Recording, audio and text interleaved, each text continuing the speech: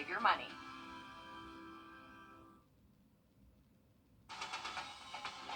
Live from Augusta, you're watching News 12 at 6 o'clock. We begin with breaking news at 6 o'clock out of Burke County. 2 teen inmates captured after an hours-long manhunt. Take a look at your screen here. Deputies blocking off Highway 23 at Highway 56 around 1:30 this afternoon. This is the area where it all happened. 15-year-old Corinthian Newton and 14-year-old Brandon Davis were in court in Millen, and they were on the way to the Augusta Juvenile Detention Center when they attacked Deputy Milo Perry. Now, that's according to deputies. While on the way to Augusta, the teens complained multiple times about being hot in the back of the jail van. The deputy refused to roll down the windows, but eventually opened the separator between the front seat and the rear to let some airflow in. At one point, one of them apparently got into the cab and started wrestling with Milo before knocking him out.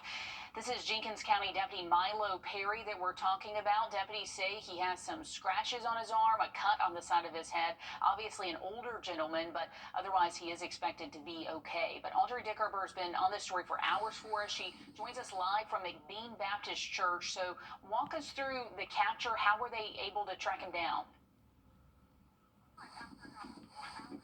The manhunt is over. They were found in a storage container off of Ponderosa Road. Bloodhounds actually led them to that storage container after finding a bloody t-shirt in the woods, eventually leading them to that location. Once the dogs found them, they surrendered to the police officers, and they actually traveled a couple of miles in shackles, and now they're back in the back of a police car yet again. It's great. Two potential law enforcement officer killers, are where they need to be, and that nobody was hurt. He's going to be okay. They'll live to tell their side of the story, and they're off the street of Burke County. They're still looking for the gun that they took from the police officer, and as far as charges go, the GBI is handling that, and they're still deciding. Pretty incredible that they were able to even get that far in shackles, and glad that they are in custody now. Audrey, thanks for walking us through that. Switching gears here, yellow gunk is everywhere. We've all been dealing with it. Cars, sidewalks, it's flying off the trees. Actually walked through a blower of it around the corner of the building yesterday, so that was a nice face full. But most of the pollen you see is mainly from pine trees, which are in early bloom right now. And while it looks really bad, the yellow stuff on your car, that's probably not what's actually making you sneeze. Other allergens like grass and weeds are usually the main cause of that this time of year. But the pollen count for those are low right now and in the green. The pollen count for trees, that is high. It's in the red. Good news, though, is on the way. Hallie Turner joining us live outside. Hallie, the good news is peak pollen season is starting to die down. Yeah, Laura, March Madness is here, and it's not just on the basketball courts. It's in the air, it's on our cars, and it looks a lot like my dress, pollen. But experts say the thick blanket you see is not the only thing giving you some grief. Springtime in the Garden City means out with the old and in with a mix of green and yellow. But right now, everyone is seeing the green clouds and the green haze on their cars. That's actually pine pollen, and that doesn't tend to be as much of a problem for people, but it is an irritant. Dr. May says it's pollen from things like the grass and plants that you can't see. People are having a lot of itchy eyes, nasal congestion, sneezing, coughing, wheezing, actually related to being out, especially if you're exercising in the pollen. Experts say it typically takes about 2 weeks as it cycles through. By the time this rain rolls around, you may see a little bit of it, and I'm eager to get it done too, because I've got a back porch that I want to wash, and I'm like, I'm not going to do it till it goes away. So with all this pollen floating around, it has to stick to something. An easy target, your car, which means places like this car wash have been extra busy. It's been pretty crazy. We've been doing several hundred cars a day. We don't really get any breaks. It may feel like you're the underdog against the pollen, but experts say soon it'll be in the rear view. And I think, we're supposed to get some rain later the week, this weekend. I think it's going to wash a lot of that stuff down, maybe not the rest of the stuff that's out of the tree. And I don't think we'll see much more of it in the next week. So maybe we can start cleaning our driveways and the roofs and stuff off. So there you go. Good time to get a car wash. So while you wait for this yellow sea to go away, Dr. May says the best thing you can do is, if you do have to be outside, go ahead and get that done before 12 o'clock noon, because the hotter it gets as the day goes longer, the more allergens that are out. and especially hard for those people suffering from asthma this time of year. There are a lot of particles flying around in the air, Riley. There absolutely is, guys. But the good news is, as you just mentioned in your story there, Hallie, we got some rain heading our way Friday, and it does look like a good swath of some heavy rainfall pushing through tomorrow, so that will help bring us some relief. But no rain in store this evening. We have sunshine up in just about 10 minutes. Okay, thanks, Riley. As a parent, we feel signing our children up for swim lessons is a step to keep them safer. That's what one family believed, too. But the parents of Izzy Scott learned too late there were no safety standards for private swim instructors. Our I-Team's Will Rio joins us, and he's showing us now that the law named after Izzy doesn't guarantee any accountability for Georgia. Yeah, that's right, Laura. It's a law that promised to bring a wave of change. Instructors teaching swimming lessons in private or backyard pools is a business that's been unregulated in the state of Georgia. So is the law that made a splash about bringing change about really just a shallow promise? And it's still like, to this day, I still feel like it's a dream. Like, how did this happen? July 2022, the I-Team first uncovered Georgia had no rules, no regulations on private swim instructors. Instructors didn't need any certifications nor training. There were no instructor-to-student ratios in the state. After almost a year of fighting for change, on May 3rd, 2023, the Scott family stood behind Georgia Governor Brian Kemp on the State House steps as he signed Izzy's bill into law. What does it mean to you guys to have Izzy's name on a law like this in Georgia? I think it means everything because I feel like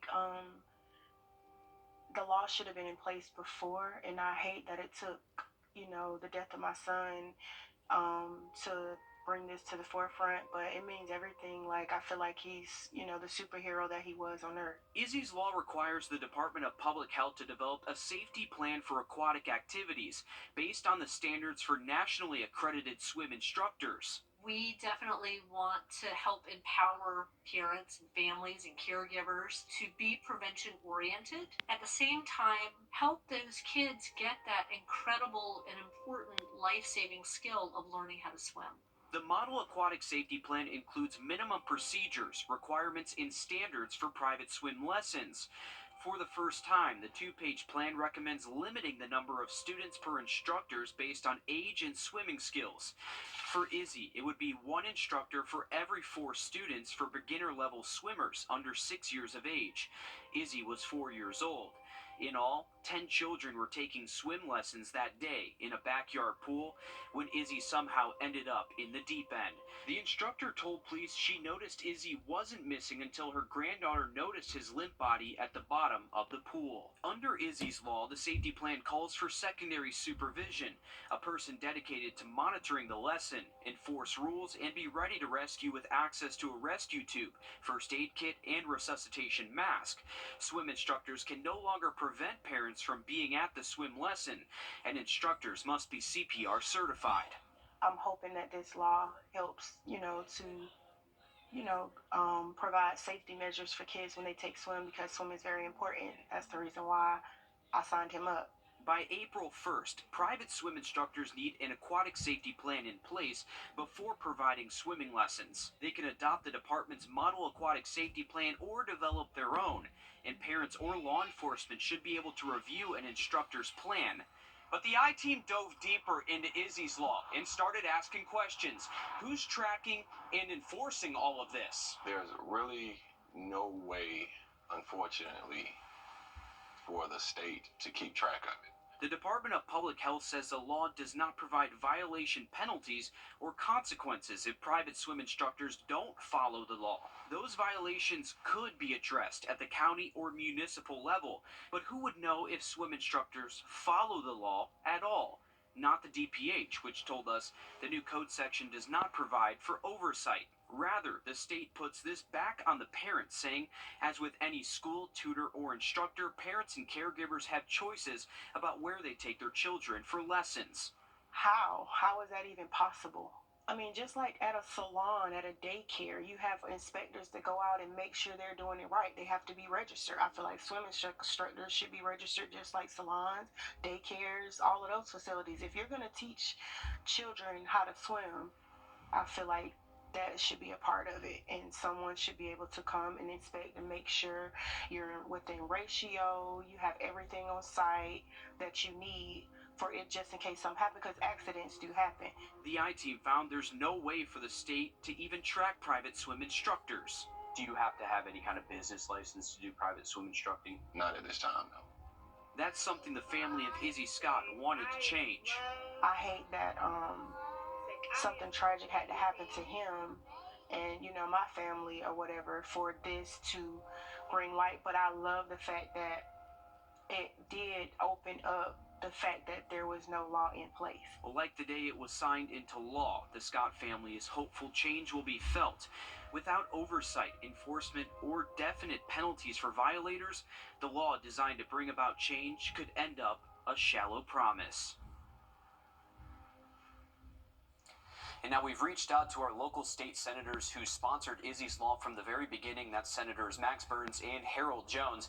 We have not heard back from either of them yet. It is pretty frustrating because you don't speed because you don't want a ticket. Exactly. There's no ticket in this case. What about locally here at home since this? What is the family doing to make sure people have some awareness about this? So we just heard from the Scott family today. They're going to start up their own foundation. It's called the Izzy's Foundation. We just got word from this today after his death. It's to raise awareness about swim safety in our area. They're partnering with the Salvation Army Croc Center to help kids across our area learn how to swim. That includes a splash summit on April 20th from 9 a.m. to 1 p.m. at the Croc Center for water safety information and more information about some things that you parents need to know before they sign their kids up for those swim lessons. A great resource, and this family has been proactive and hands-on from day one, so it just breaks your heart. It has to be under these circumstances. Absolutely. Thanks, Will.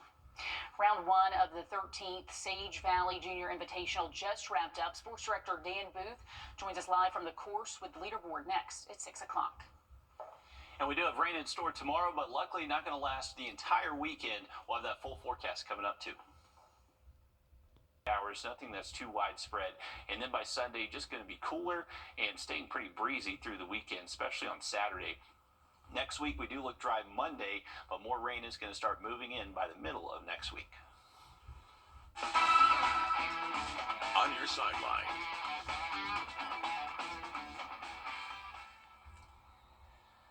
The 13th edition of the Sage Valley Junior Invitational is off to an incredible start, and you couldn't ask for better weather when you're starting an event off like this. And the course conditions were exceptional today and really helped set the stage for what was an eventful first round with a lot more excitement and energy left to go.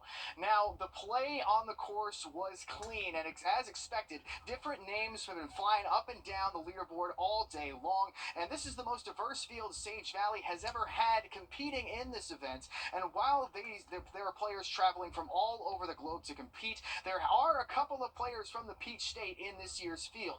Returning for the second year in a row is St. Simon's native Jackson Bird. Bird is the son of five-time PGA Tour champion, the PGA Tour winner, Jonathan Bird. John Daniel Colberth is repping the Peach State as well, and he'll have another reason to root for the Georgia Bulldogs soon enough, because he'll be competing for the University of Georgia after committing to them in the next couple of years. A lot of my family's from South Carolina. Obviously, I'm from Georgia, so it's kind of a home event, about 4 hours away. So try to do my best in front of the home crowd. And the golf course is very different from what I'm used to. I'm not used to so much undulation. The grass, I'm not used to overseed. I'm used to more of a Bermuda grainy.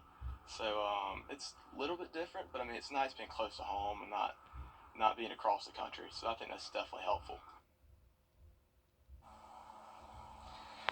When it comes to the leaderboards after round one, Joshua Bai from New Zealand is on top of the boys' leaderboard at 7 under. He shot a 65 in his first 18, and he had an incredible start to the day with an eagle on 1, and then went on to birdie 7 more holes later on and throughout the day. On the girls' side, the lowest score at the moment is 2 under, and that field is tight. We're going to be keeping a close eye on that because, you know, one day everything could just completely change and flip the way a leaderboard looks. So round 2, with the weather coming in, again, is going to be something we'll be keeping a close eye on. Now, when it comes to the weather, I can confirm that tee times are being moved up to 9 o'clock tomorrow, and we're going to have split tees on 1 and 10 to try to get ahead of some of that weather that's coming in with a lot of that rain that Riley was alluding to a few minutes ago. And it's going to be interesting to see how all that plays out. We're going to have continuing updates throughout the night as well, with a full breakdown of round 1 tonight at 11. Okay, thanks, Dan. West Side to Glen Hills to Jefferson County. One coach is leaving a lasting impact on the community.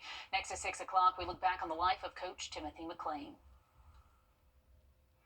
First Alert Radar, powered by Jim Hudson Automotive Group. It's the roof. This is Timothy McClain, a father, husband, and mentor. The Westside High School football coach died suddenly Tuesday, months after wrapping up his first season at the school. And to every life he touched, he went by Coach Mac. That name holds weight for not only Westside, but several other schools from Jefferson County to Augusta. Our Sydney Hood looks back on his impact across the CSRA. In high school football, a game lasts a couple of hours. At Westside High, time is now still. We're going to carry out his legacy. Long live Timothy McClain.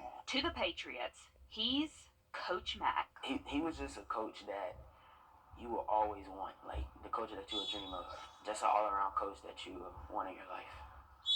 I gave him a call one day and asked him if he didn't want to come over and join us at Westside. We had a vacant coach's spot open, and the rest was history. From Westside to Glen Hills to Jefferson County, Coach Mac left a mark on every field he coached on. He's a football guy. You know, he was all about football, and just a big part of what we did on a daily basis, and just a huge encouragement to our kids. He was a perfect fit for us here at Westside. Now the team is left preparing for the season without Coach Mac. To keep thinking about what he would say if he was here. So it's just, you having a bad play or you mess up, just don't put your head down, just keep going. We're going to work hard because we know that's what he would want starting today. Because time moves on, but the legacy of a larger-than-life coach lives on forever. In Augusta, Sydney Hood, on your side. Roof Savers. Save your roof, save your money.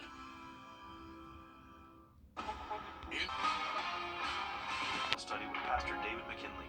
Your safety comes first with the First Alert Radar Network. First just got faster. Cars are smarter than ever.